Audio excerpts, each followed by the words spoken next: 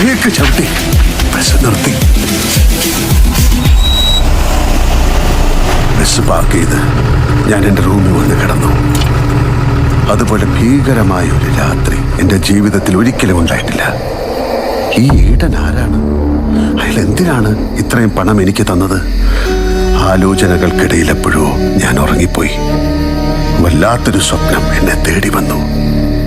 വെന്റിലേറ്ററിന്റെ തണുത്തുറഞ്ഞ മുറിയിൽ ഞാൻ കിടക്കുകയാണ്. പെട്ടെന്ന് ആരൊക്കെയോ വന്ന് എന്നെ പുറത്തേക്ക് വലിച്ചു. ശ്വാസം കിട്ടാതെ രക്ഷിക്കണേ എന്ന് ഞാൻ ഉറക്കെ കരഞ്ഞു.